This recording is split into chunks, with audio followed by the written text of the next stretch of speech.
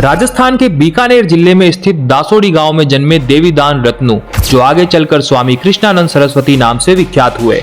बीकानेर के इस सपूत ने 70 देशों में मानव सेवा के कार्य किए। 1967 में स्वामी कृष्णानंद सरस्वती ने मॉरिशस में ह्यूमन सर्विस ट्रस्ट की स्थापना की। 1975 में स्वामी कृष्णानंद सरस्वती ने अफ्रीका यात्रा के दौरान गाइड क्वेसी एसएल को दीक्षा देकर गणानंद सरस्वती नाम दिया।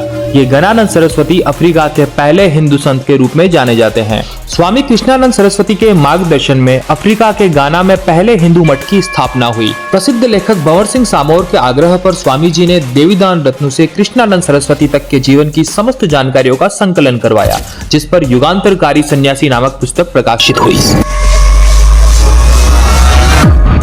जोधपुर और बीकानेर की संधि स्थल पर स्थित दासोड़ी गांव के जागीरदार पिता दौलतदान रत्नू एवं माता उमा देवी के घर 1900 ईस्वी में देवीदान रत्नू का जन्म हुआ। देवीदान रत्नू की शिक्षा मेयो कॉलेज अजमेर से एवं पंडित मदन मोहन मालवीय के निर्देशन में बनारस हिंदू विश्वविद्यालय काशी में हुई। ये पोलो के भी अच्छे खिलाड़ी थे। देवीदान रत्नू ने अखिल भारतीय चारण सम्मेलन के मुखपत्र चारण के कुछ अंकों का भी संपादन किया। कालांतर में देवीदान रत्नू का विवाह सिंहतल ठिकाने में कल्याण देवी बिटू के साथ संपन्न हुआ, जिनसे एक पुत्री शकुंतला एवं एक पुत्र पृथ्वीराज रत्नू हुए। बीकानेर में सरकारी अलहकार के पद पर कार्य करने के उपरांत देवीदान रत्नू ने 1937 में गुरु विष्णु देवानंद महाराज से दीक्षा लेकर कृष्णानंद सरस्वती नाम धारण किया। स्वामी कृष्णानंद सरस्वती ने संन्यास जीवन में किसी के सामने हाथ ना फैलाने पड़े, इस भाव से 1 लाख रुपए स्वयं के बैंक में जमा करा दिए और निकल पड़े हिमालय की तरफ। यहाँ हरसिल और गंगोत्री के बीच भैरव घाटी गुफा में साधना आरंभ कर दी।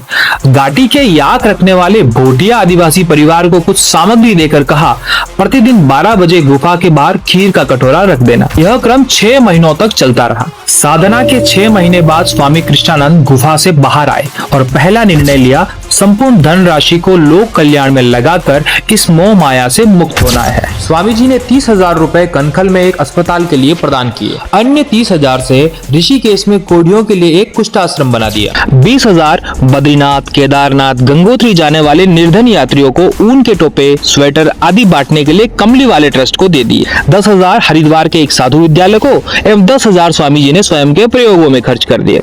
इसी दिन से स्वामी कृष्णानंद कंचन मुक्त हो गए।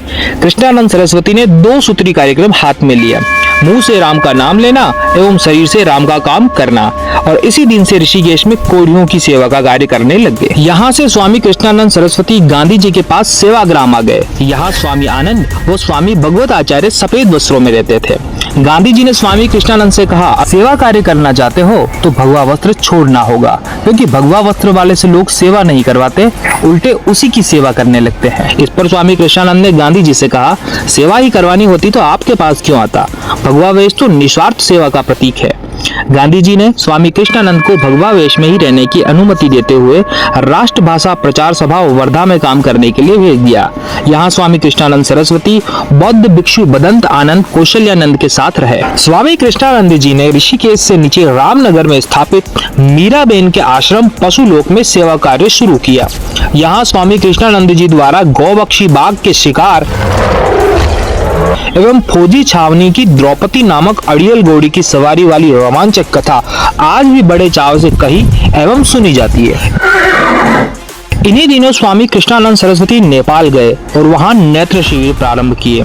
प्रथम नेत्र शिविर नेपाल की राजधानी काठमांडू में हुआ, जिसका उद्घाटन महाराजाधिराज त्रिभुवनवीर विक्रम शाह ने किया। उस शिविर में ऑपरेशन करवाने को कोई तैयार नहीं हो रहा था, क्योंकि लोगों का मानना था कि भगवान ने अंधा किया है, यदि वे ऑपरेशन करवाएंगे तो भगवान नाराज हो जाएंगे। स्वामी कृष्णानंद जी ने 2 व्यक्तियों को बड़ी मुश्किल से ऑपरेशन करवाने के लिए तैयार किया।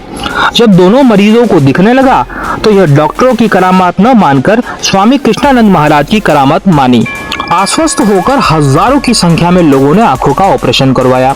स्वामी कृष्णानंद जी नेपाल में आंख देने वाले बाबा के नाम से विख्यात हुए। 1956 में स्वामी कृष्णानंद सरस्वती अफ्रीका गए। नैरोबी में दीन बंधु समाज की स्थापना की। केन्या के सभी शहरों में प्रार्थना समाज बनाया। यह क्रम Uganda, Tanzania, Zambia, Malawi, Zimbabwe, Mombasa से बढ़ते बढ़ते विश्व के 70 से अधिक देशों तक पहुंच गया। इसी दौरान स्वामी कृष्णानंद सरस्वती की मुलाकात दादू भाई पटेल से हुई।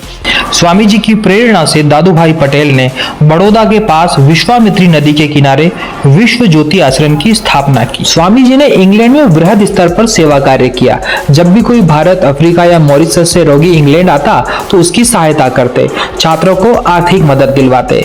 ब्रिटेन में भारतीय वृद्ध बहुत ही उपेक्षित थे। स्वामी जी ने ऐसे ही लोगों के लिए लंदन के पिछले क्षेत्र में मील्स ऑन व्हील्स योजना शुरू करवाई, जिसके तहत वृद्धों को लाकर भोजन करवाना शामिल था।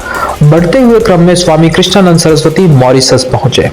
स्वामी जी का सामना एक ऐसे राष्ट्र से हुआ जिसने लगभग 2 शताब्दियों तक पराधीनता को सहन किया था। स्वामी जी ने सर्वाधिक सेवा कार्य मॉरिशस में किया। मॉरिशस में स्वामी कृष्णानंद सरस्वती के मार्गदर्शन में 40 शिविरार्थी नौजवान स्वामी जी के साथ एक रूप हो गए। मॉरिशस क्रांति में स्वामी जी के 3 मूलभूत सिद्धांत थे: संगठन, सत्संग और सेवा। 1968 में डॉक्टर शिव सागर राम गुलाम मॉरिशस के प्रथम प्रधानमंत्री बने। प्रधानमंत्री बनते ही स्वामी जी के निवास स्थान पर पहुंचे और चरण स्पर्श कर प्रणाम किया। जब कभी स्वामी कृष्णानंद सरस्वती डॉक्टर शिव सागर राम गुलाम के निवास स्थान से विदा लेते, प्रधानमंत्री स्वयं कार का दरवाजा खोलते और स्वामी जी के बैठने के उपरांत दोनों हाथ जोड़कर स्वामी जी को विदा करते। 1967 में स्वामी कृष्णानंद सरस्वती ने मॉरिशस में मानव सेवा ट्रस्ट अर्थात ह्यूमन सर्विस ट्रस्ट की स्थापना की। स्वामी जी ने 1971 में प्रथम अफ्रीकी हिंदू सम्मेलन का आयोजन किया, जिसमें विभिन्न अफ्रीकी देशों से भारतीय मूल के 100 से अधिक व्यक्तियों ने भाग लिया। स्वामी कृष्णानंद सरस्वती जब अफ्रीका आए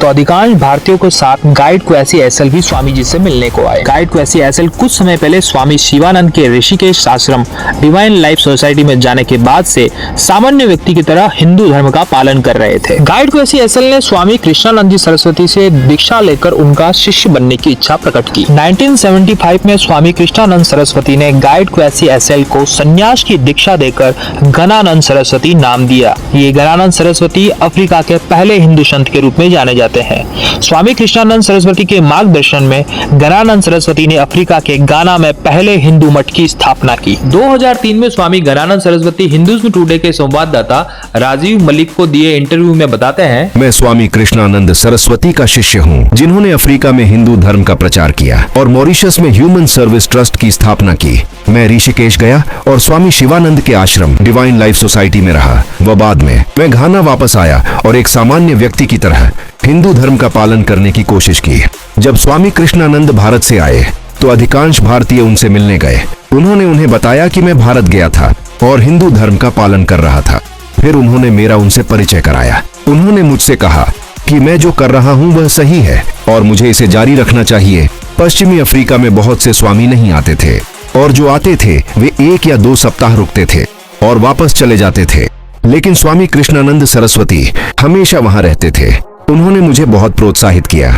मैंने उनसे कहा कि मैं स्वामी बनना चाहता हूँ। जब वे अगली बार आए उन्होंने मुझे सन्यास की दीक्षा दी। 1975 में देश के राष्ट्रपति मेरी दीक्षा में शामिल हुए। मेरे गुरु ने मुझसे कहा, तुम अफ्रीका के प्रथम हिंदू स्वामी हो। उस समय घाना में हिंदू धर्म का प्रचार करने वाला कोई नहीं था।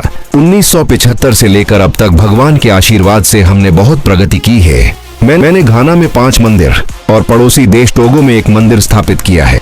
मेरे गुरु लगभग अपनी अंतिम सांस तक मेरे संपर्क में रहे। जब वे आखिरी बार घाना में थे तो उन्होंने मुझसे कहा, घनानंद, मैं जा रहा हूँ, अब सब कुछ तुम्हारे हाथ में है।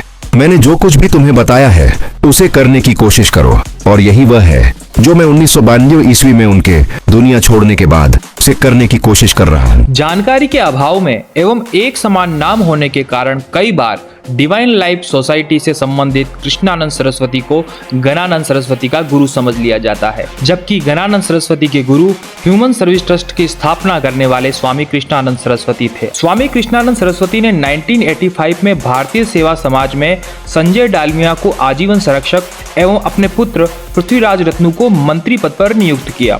तब से जोधपुर और शेखावटी इन दोनों केंद्रों द्वारा 11,000 से अधिक आयुर्वेद के शिविर संपन्न हो चुके हैं।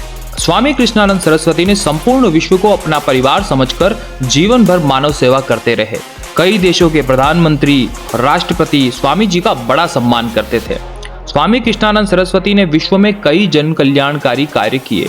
युगांतरकारी सन्यासी, काला साधु, अफ्रीका का एक और गांधी, मॉरिशस का गांधी, आंख देने वाला बाबा, मॉरिशस की स्वतंत्रता का अग्रदूत, शताब्दी का स्वामी सहित 30 से अधिक संबोधन से स्वामी जी जाने जाते हैं। मॉरिशस सरकार द्वारा स्वामी कृष्णानंद सरस्वती का स्टैम्प जारी कर इनके प्रति सम्मान प्रकट किया गया। स्वामी जी अपने 92वें जन्मदिन के अवसर पर रविवार 23 अगस्त 1992 को देवलोक हो गए। इनकी समाधि मॉरिशस में ऑर्सेनल लिंक रोड कैलेबेसेस में ह्यूमन सर्विस ट्रस्ट के परिसर में स्थित है। 23 अगस्त 2018 को स्वामी कृष्णानंद सरस्वती के पैतृक गांव दासोड़ी में इनके नाम से एक हॉस्पिटल का लोकार्पण किया गया एवं इनकी मूर्ति का अनावरण किया गया। स्वामी कृष्णानंद सरस्वती के पुत्र पृथ्वीराज रत्नू एवं पौत्र कैलाश सिंह रत्नू, सवाई सिंह रत्नू आज भी निरंतर अपने पिता एवं दाता के मार्ग पर चलकर मानव सेवा के कार्य कर रहे हैं। संपूर्ण विश्व में स्वामी जी के अनेक सच्चे अनुयायी स्वामी जी के मानव सेवा कार्य को आगे बढ़ाएं। स्वामी कृष्णानंद सरस्वती जी के श्री चरणों में प्रणाम। वीडियो को अंत तक देखने के लिए धन्यवाद।